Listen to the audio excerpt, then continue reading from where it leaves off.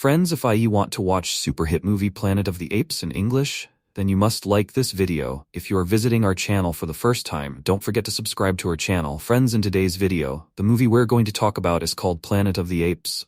We will talk about what this movie is and where you can watch it. All the interesting facts about this movie in today's video. I am going to tell you. I also going to give you all the information on which OT platform or on which satellite channel you will get to watch this movie. Also, we will talk in detail about the technical department, music department, pre-production, filming, post-production, budget, box office collection of this film. We will also talk about the story of this film, and I will also give you a small review of the story of this film. Apart from this, we will discuss about the facts of this film's storyline, starcast actors' performance in the film, and which character has played which role. Why I request you friends to watch this video till the end. So let's start the video. Planet of the Apes is a 2001 American science fiction action adventure film directed by Tim Burton from a screenplay by William Broyles Jr., Lawrence Connor, and Mark Rosenthal. The sixth installment in the Planet of the Apes film series, it is loosely based on the 1963 novel of the same name by Pierre Boulle and serves as a remake of the 1968 film version. The film stars Mark Wahlberg, Tim Roth, Helena Bonham Carter, Michael Clarke Duncan, Chris Christopherson, Estella Warren, and Paul Giamatti. It tells the story of astronaut Leo Davidson, Wahlberg, crash landing on a planet inhabited by intelligent apes. The apes treat humans as slaves, but with the help of an ape named Ari, Bonham Carter, Leo starts a rebellion as he seeks to return. Development for a Planet of the Apes remake started as far back as 1988 with Adam Rifkin. His project nearly reached the pre-production stage before being cancelled. Terry Hayes' script, titled Return of the Apes, would have starred Arnold Schwarzenegger under the direction of Philip Noyce. Oliver Stone, Don Murphy, and Jane Hampshire were set to produce. Creative differences ensued between Hayes and 20th Century Fox.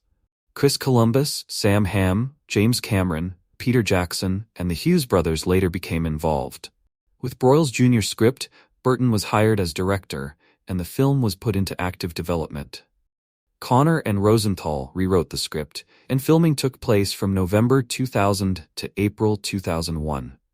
Planet of the Apes was released in the United States on July 27, 2001, by 20th Century Fox. The film received mixed reviews from critics, who criticized the confusing plot and ending, but praised Rick Baker's prosthetic makeup designs, visual aspects, and musical score. Despite its financial success, Fox chose to cancel the sequel and later rebooted the film series in 2011 with Rise of the Planet of the Apes. Plot. In 2029, aboard the United States Air Force Space Station Oberon, Leo Davidson works closely with apes who are trained for space missions. His favorite ape coworker is a chimpanzee named Pericles. With a deadly electromagnetic storm approaching the station, a small space pod piloted by Pericles is used to probe the storm. Pericles' pod heads into the storm and disappears. Leo takes a second pod to find Pericles.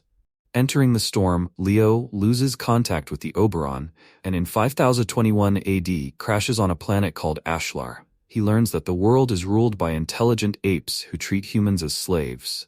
Leo meets a female chimpanzee named Ari, who protests the mistreatment humans receive. Ari decides to buy Leo and a female slave named Dana to have them work as servants in the house of her father, Senator Sandar. Leo escapes his cage and frees other humans. Limbo, an orangutan trader in captured humans, sees them but is taken prisoner to ensure his silence. The murderous General Thad and his gorilla junior, Colonel Attar, march ape warriors to pursue the humans. Leo discovers Kalima, the forbidden but holy temple of Semos, the first ape, whom the apes revere as a god. Kalima turns out to be the remains of the Oberon, which had crashed on the planet's surface and now looks ancient. The name Kalima comes from the sign, Caution Live Animals, the relevant letters being the only ones not covered in dust. According to the computer logs, the station has been there for thousands of years. Leo realizes that when he entered the vortex, he was pushed forward in time, while the Oberon, searching after him, was not, crashing on the planet long before he did. The Oberon's log reveals that the apes on board, led by Semos, organized a mutiny and took over the vessel after it crashed. The human and ape survivors of the struggle left the ship, and their descendants are the people Leo has encountered since landing.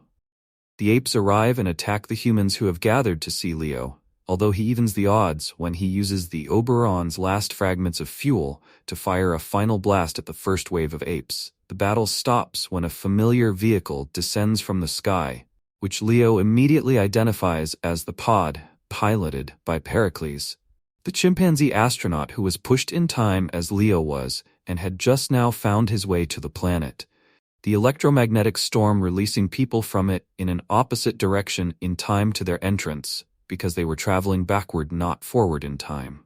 When Pericles lands and the pod opens, the apes bow, interpreting his arrival as the return of Semos, and hostilities between humans and apes suddenly cease.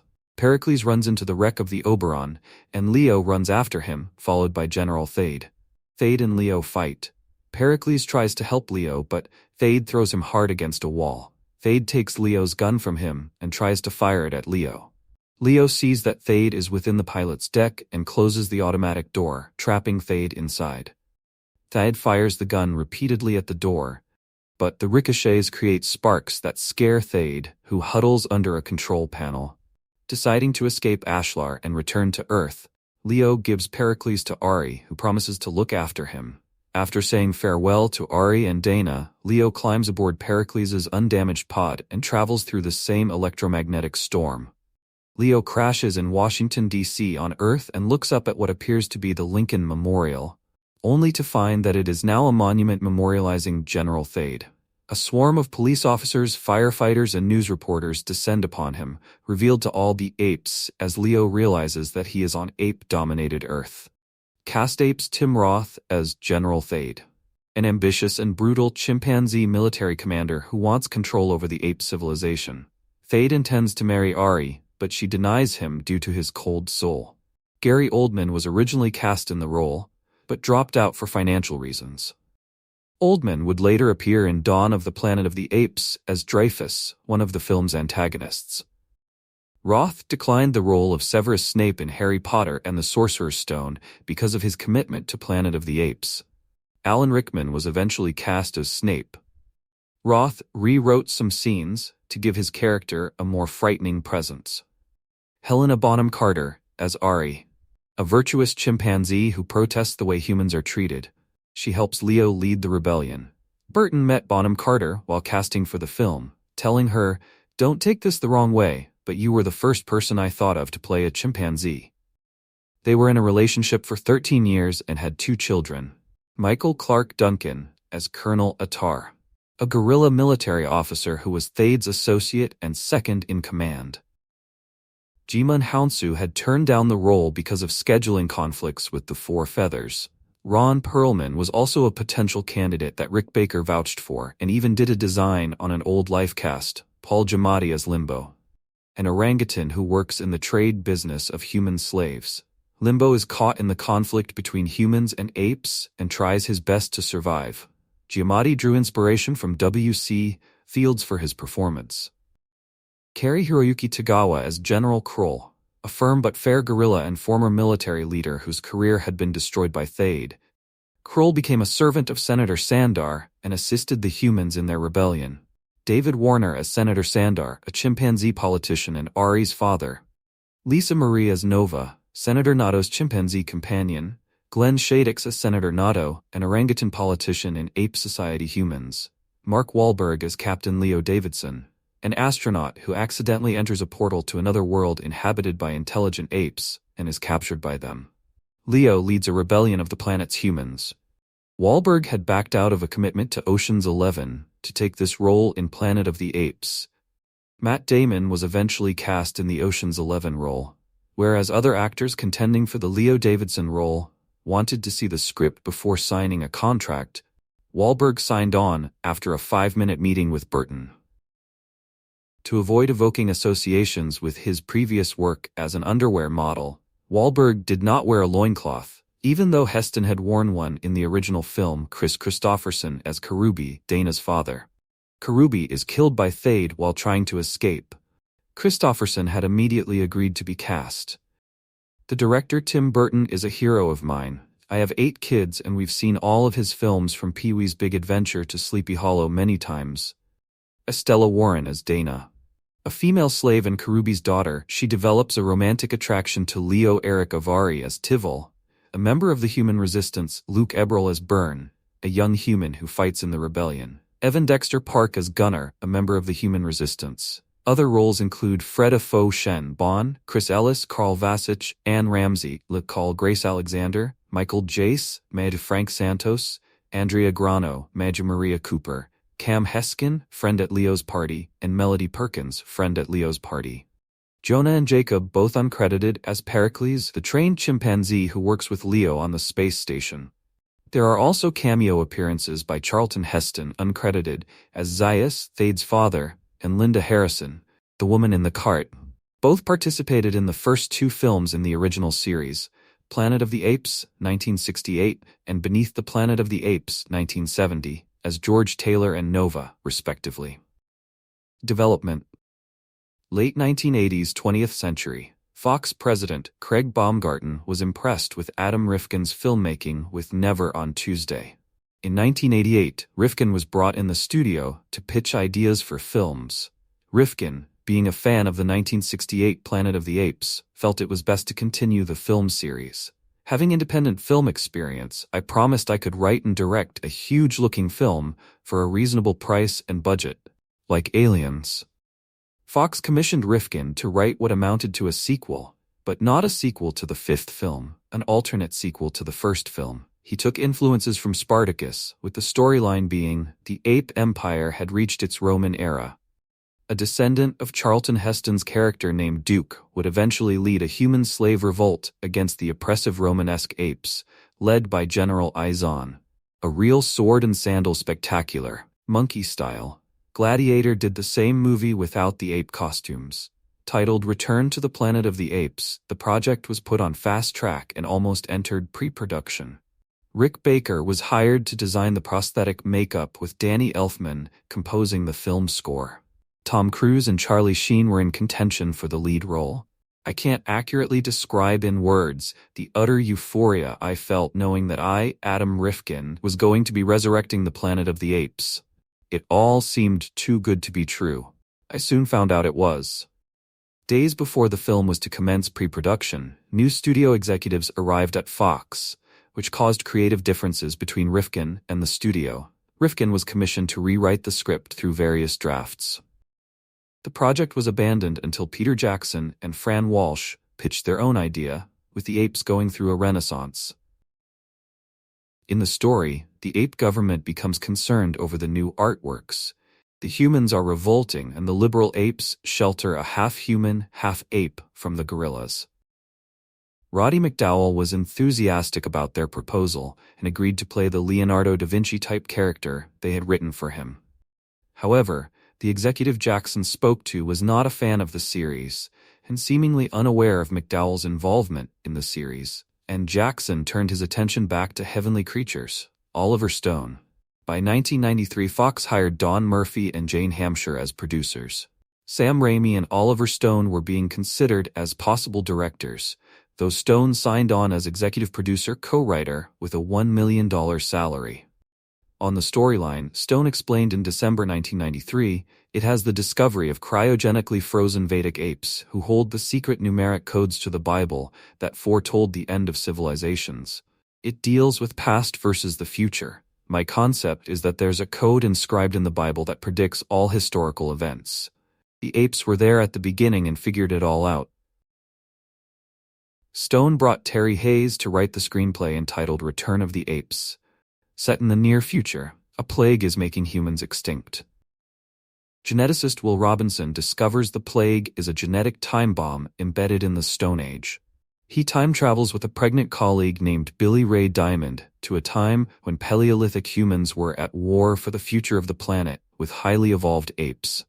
The apes' supreme commander is a gorilla named Drac. Robinson and Billy Ray discover a young human girl named Eve, pronounced Eve, to be the next step in evolution. It is revealed that it was the apes that created the virus to destroy the human race. They protect her from the virus, thus ensuring the survival of the human race. 102,000 years later, Billy Ray gives birth to a baby boy named Adam. Fox president Peter Chernin called Return of the Apes One of the best scripts I ever read. Chernin was hoping Hayes' script would create a franchise that included sequels, spin-off television shows, and merchandise. In March 1994, Arnold Schwarzenegger signed on as Will Robinson with the condition he had approval of director. Chuck Russell was considered as a possible director before Philip Noyce was hired in January 1995, while pre-production was nearing commencement with a $100 million budget. 13. Stone first approached Rick Baker, who worked on Rifkin's failed remake, to design the prosthetic makeup, but eventually hired Stan Winston.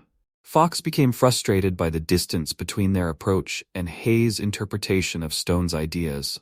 As producer Don Murphy put it, Terry wrote a Terminator and Fox wanted the Flintstones. Fox studio executive Dylan Sellers felt the script could be improved by comedy. What if Robinson finds himself in ape land and the apes are trying to play baseball, but they're missing one element, like the pitcher or something?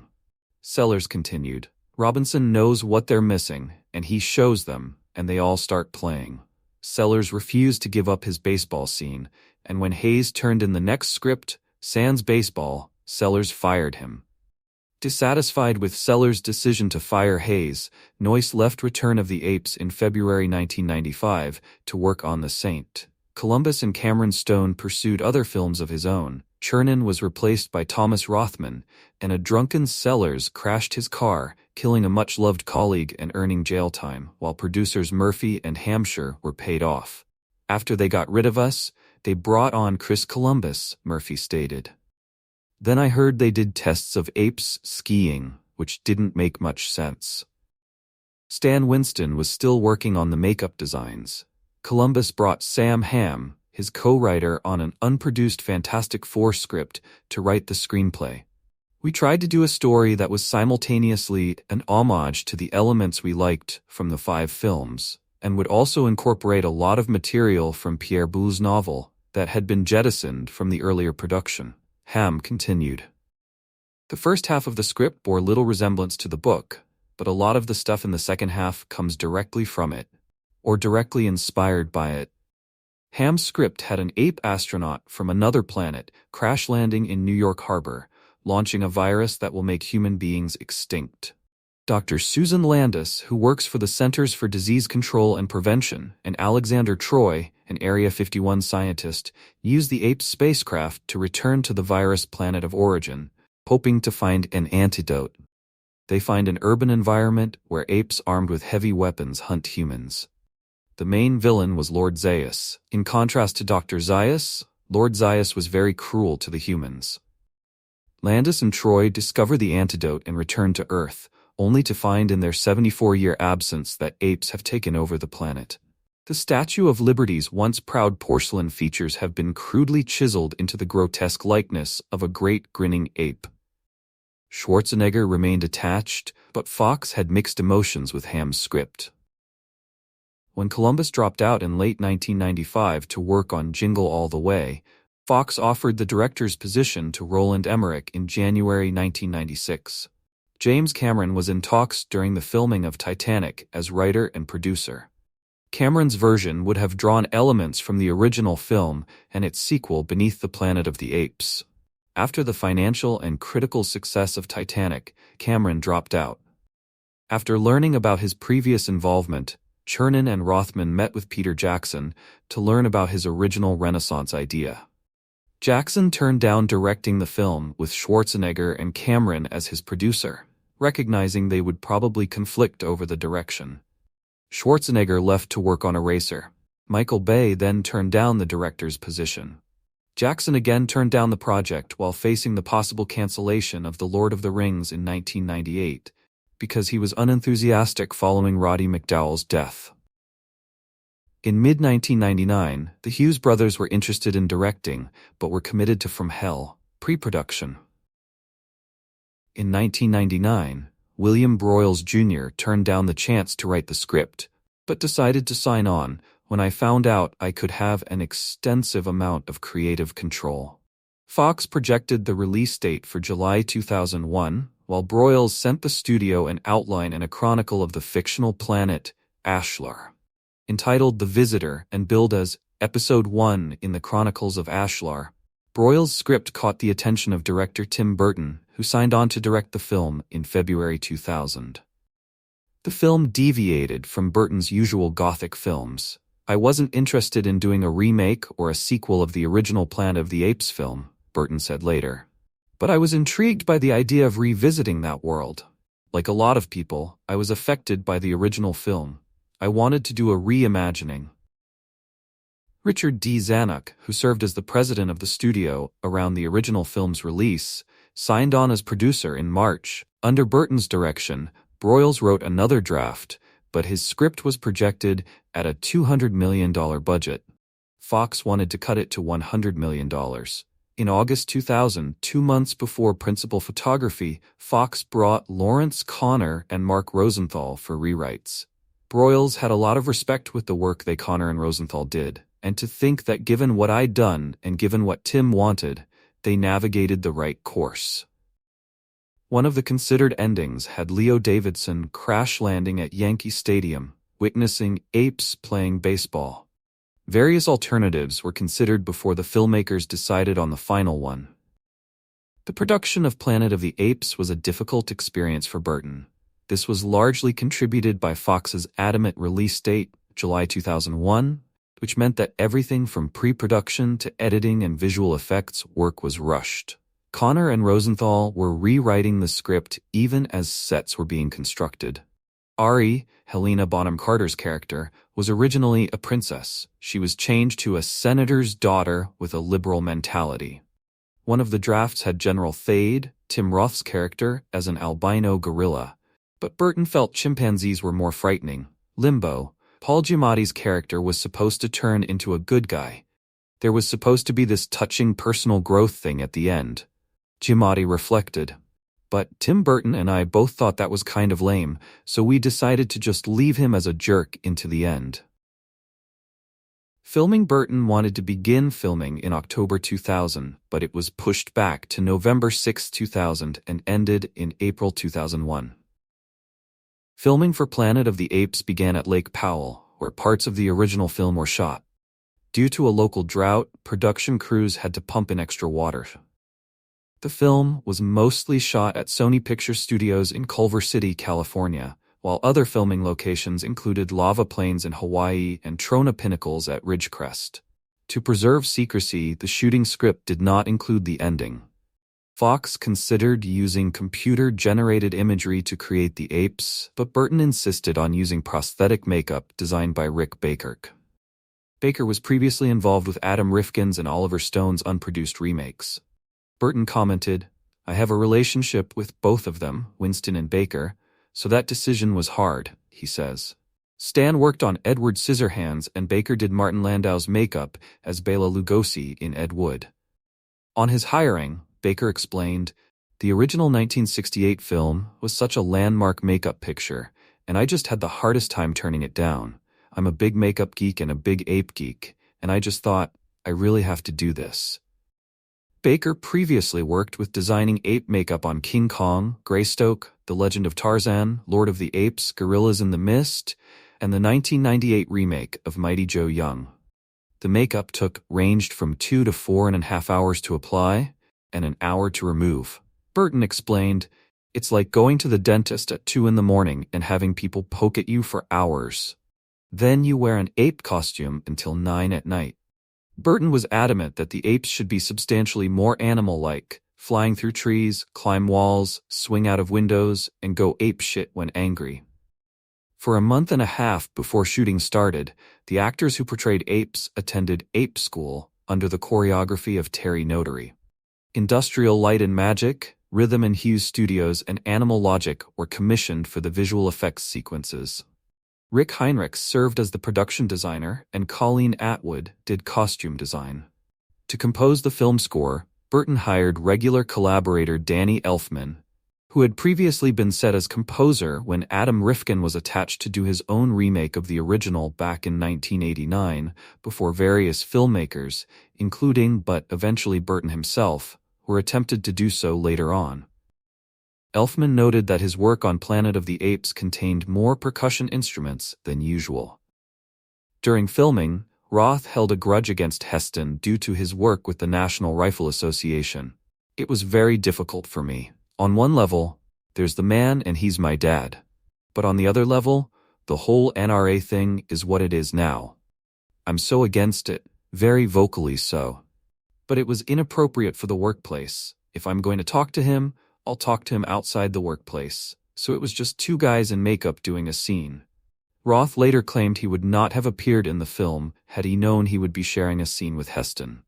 Box office Hasbro released a toy line, while Dark Horse Comics published a comic book adaptation. The original release date for the film was July 4, 2001.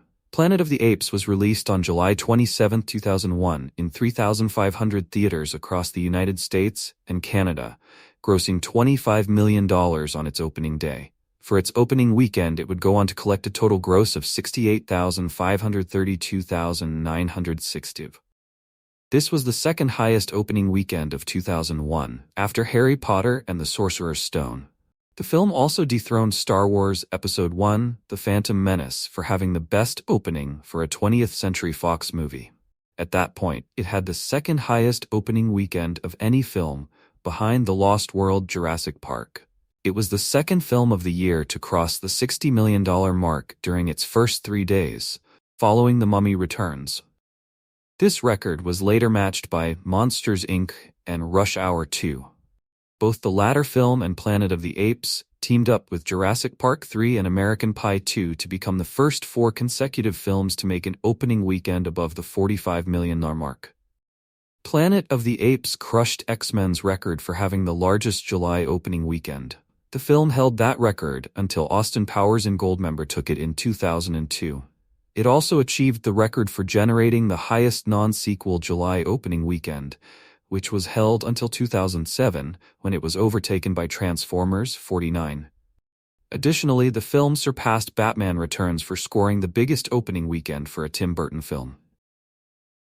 It held this record for less than a decade, until it was surpassed by Alice in Wonderland in 2010.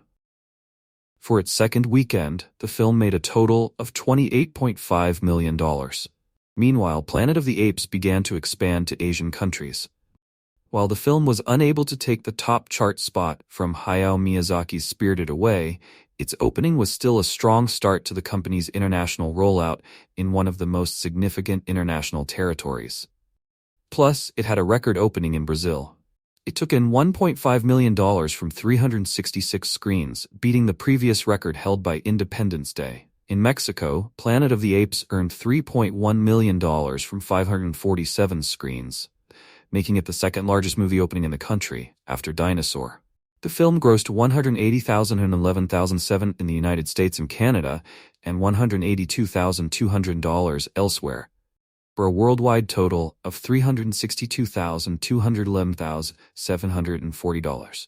Planet of the Apes was the 10th highest grossing film in North America and 9th highest worldwide of 2001 Project AP.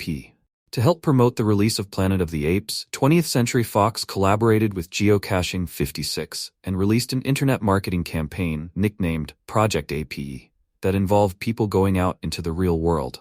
Geocaching was barely a year old at the time and was just beginning to become more well-known. The promotion's backstory, which actually had no connection to the movie, was that a group of renegade humans were placing artifacts, geocaches, around the globe in an effort to reveal an alternate primate evolution. Over the course of several weeks in 2001, a cache containing props and memorabilia from the movie, prop blindfolds, prop knives, posters, trading cards, and more, was released every week. However, the cache's location was not given, but clues were given throughout the week that narrowed down the location until the cache's coordinates were released on a Friday. It was then a race to get to the cache, with the first person arriving at the location getting a pick of the goodies in the cache. The caches were large ammo boxes, with Project AP spray painted on the front. 14 caches were placed in a series of missions, numbered 1 to 12. One was special movie for the movie premiere in New York, and there was a mission 10A and 10B, with 10B being another cache with the London premiere tickets. Evidence points to a potential mission 13, but no cache page has been found for it. Most of the caches did not last beyond a couple of finds, as most of them were muggled, stolen. Only 2 caches are active today, with one located outside of Seattle, Washington, and the other in Brazil. Critical response. On review aggregation website within Rotten Tomatoes of the Apes has an approval rating of 43% based on 2-1 reviews, with an average rating of 5.7/10. The site's critical consensus reads, "This remake of Planet of the Apes can't compare to the original in some critics' minds, but the striking visuals and B-movie charms may win you over." On Metacritic, the film has an average score of 50 out of 100, based on 34 critics, indicating mixed or average reviews. Audiences polled by CinemaScore gave the film an average grade of B's on an A+ to F scale. Roger Ebert of the Chicago Sun-Times gave the film 2.5 stars. He praised the twist ending, but felt the film lacked a balanced story structure. The movie is great looking. Rick Baker's makeup is convincing even in the extreme close-ups, and his apes sparkle with personality and presence. The sets and locations give us a proper sense of alien awe. Tim Burton made a film that's respectful to the original and respectable in itself, but that's not enough. 10 years from now, it will be the 1968 version that people are still renting. Peter Travers of Rolling Stone gave a negative review, call it a letdown, worsened by the forces of shoddy screenwriting. To quote Heston in both films, damn them all." Kenneth Turan of the Los Angeles Times believed, "The actors in the non-human roles are mostly too buried by makeup to make strong impressions. Unfortunately, none of the good work counts as much as you'd think it would," Turan said. Planet of the Apes shows that taking material too seriously can be as much of a handicap as not taking it seriously at all. Elvis Mitchell of the New York Times gave a more favorable review, feeling the script was balanced and the film served its purpose as pure entertainment. Susan Loschina of USA Today enjoyed Planet of the Apes, feeling most of the credit should go to prosthetic makeup designer Rick Baker. Much criticism was leveled against the ambiguous ending. Tim Roth, who portrayed General Thade, said, "I cannot explain that ending. I have seen it twice and I don't understand anything." Helena Bonham Carter, who played Ari, said, "I thought it made sense, kind of. I don't understand why everyone went, huh? It's all a time warp thing. He's gone back and he realizes Thades beat him there." Although the ending was ambiguous, it was closer to the ending of the actual Pierre Boulle book than was the ending of the 1968 Charlton Heston movie version. In the first of 2 twist endings of the Pierre Boulle book, the astronaut escapes back to planet Earth, only to be greeted by a gorilla in a jeep on the landing strip. Burton claimed the ending was not supposed to make any sense, but it was more of a cliffhanger to be explained in a possible sequel. It was a reasonable cliffhanger that could be used in case Fox or another filmmaker wanted to do another movie, he explained. In 2011, Mark Wahlberg attributes the failure of the film to reboot the franchise to the studio's desire to crank out the movie before it was ready. They didn't have the script right. They had a release date before he had shot a foot of film. They were pushing him in the wrong direction. You have got to let Tim do his thing. The film was nominated for 2 BAFTA awards, one for Best Makeup held by Rick Baker, the other for Best Costume Design. Roth, Supporting Actor, Bonham Carter, Supporting Actress, Colleen Atwood, Costume, and Rick Baker, Makeup, received nominations at the Saturn Awards. Atwood and Baker were nominated at the 55th British Academy Film Awards, while music composer Danny Elfman was nominated for his work at the 43rd Grammy Awards. Planet of the Apes won Worst Remake at the 22nd Golden Raspberry Awards, while Heston, Worst Supporting Actor, and Estella Warren, Worst Supporting Actress, also won awards. 69. At the 2001 Stinkers Bad Movie Awards, the film received nominations for Worst Director, Burton, Worst Supporting Actress, Warren, and Worst Screenplay for a film grossing over $100 million worldwide, using Hollywood math, but it failed to win any of those. Cancelled sequel. Fox stated that if Planet of the Apes was a financial success, then a sequel would be commissioned. When asked whether he would be interested in working on a follow-up, director Tim Burton replied, "I'd rather jump out a window." Mark Wahlberg and Helena Bonham Carter would have returned if Burton had decided to make another Apes film. Paul Giamatti had been interested in reprising his role. "I think it'd be great to have apes driving cars, smoking cigars," Giamatti said. "Wearing glasses, sitting in a boardroom, stuff like that." Planet of the Apes was the last film Burton worked on with his then-fiancée Lisa Marie. After their breakup, Burton started a relationship with Bonham Carter, who portrayed Ari. Planet of the Apes was also Burton's first collaboration with producer Richard D. Zanuck. Reboot Fox returned to the franchise in 2011 with Rise of the Planet of the Apes, a reboot of the series that led to its own sequels. Video game. Main article, Planet of the Apes video game. In 1998, after 20th Century Fox had greenlit James Cameron's version of the film remake, the company's video game division, Fox Interactive, started planning a video game tie-in.